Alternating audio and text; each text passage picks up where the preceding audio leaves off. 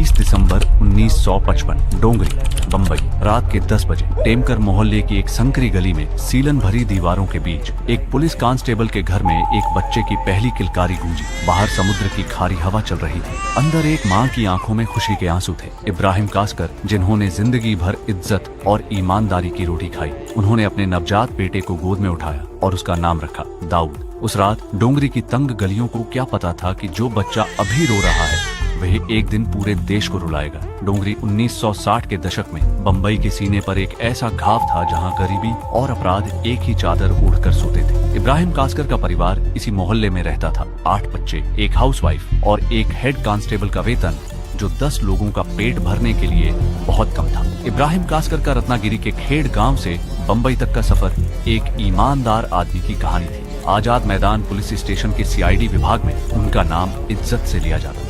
हाजी मस्तान और करीम लाला जैसे खूंखार तस्करों के बीच बैठकर भी उनका जमीर कभी नहीं टिका। लेकिन उनका बेटा दाऊद किताबों की स्याही से नहीं, डोंगरी की धूल से आकर्षित था। दाऊद और उसका बड़ा भाई Sabir Ahmednagar seller high school में नाम के लिए पढ़ते थे। असली तालीम उन्हें भिंडी बाजार की गलियों में मिल रही थी, जहां ताकत ही इज्जत थी और पैसा ही पहचान। महज 14 साल की उम्र में दाऊद ने अपनी पहली वारदात की। सड़क पर पैसे गिनते एक आदमी के हाथ से नकदी छीनी और भाग निकला। जब इब्राहिम कासकर को खबर मिली तो उन्होंने वर्दी की इज्जत के नाम पर अपने बेटे को चमड़े की बेल्ट से तब तक पीटा जब तक उसकी पीठ से खून नहीं रिसने लगा। लेकिन इस मार ने दाऊद में सुधार नहीं लाया। इसने उसके अंदर एक खामोश विद्रोह की आग सुलगाई, एक ऐसी आग जो आगे चलकर पूरे देश को जलाने वाली थी। ऐसे ही समय बीतता गया।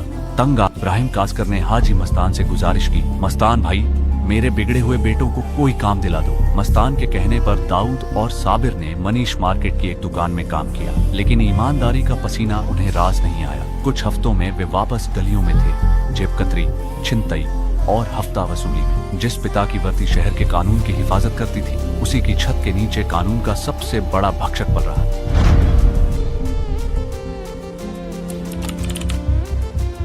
अंडरवर्ल्ड 3 बड़े स्तंभों पर टिका था। सबसे ऊपर था हाजी मस्तान, सफेद कपड़े, सफेद मर्सिडीज और राजनेताओं से सीधा नाता। दूसरा था यूसुफ पटेल, कांडला बंदरगाह का अघोषित बादशाह। और तीसरा था सबसे खूंखार करीम लाला, अफगानिस्तान के कुनार प्रांत से 1920 के दशक में आया अब्दुल करीम शेर खान, जिसका पठान गैंग जुआ, शराब, हफ्ता वसूली और सुपारी किलिंग का काम करता था। उसी समय भारत सरकार के 400% सीमा शुल्क ने दुबई से बंबई के बीच सोने की तस्करी को सोने की खान बना दिया था। इसी समय दाऊद ने अंडरवर्ल्ड में कदम रखा, पहले बाशु दादा के गैंग से, फिर पठान गैंग में। काम था तस्करी का माल एक जगह से दूसरी जगह पहुंचाना। लेकिन दाऊद की महत्वाकांक्षा इन संकरी गलियों से बहुत बड़ी थी। पुलिस कांस्टेबल के बेटे होने का फायदा दाऊद ने होशियारी से उठाया। कस्टम अधिकारियों के साथ रिश्ते बनाए, पुलिस को गुप्त सूचनाएं दी और बदले में अपनी छोटी मोटी वारदातों पर आंखें मुंदवाई। यह एक सिम्बायोटिक रिश्ता था। पुलिस दाऊद का इस्तेमाल पठान गैंग की बढ़ती ताकत को कुचलने के लिए कर रही थी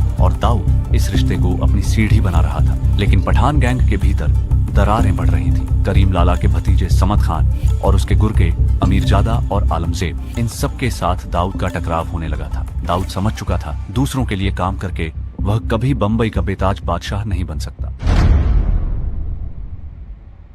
दाऊद ने अपना खुद का गिरोह बनाया, डी कंपनी। यह कोई आम गली का गिरोह नहीं था, यह एक मल्टीनेशनल कॉर्पोरेट स्ट्रक्चर की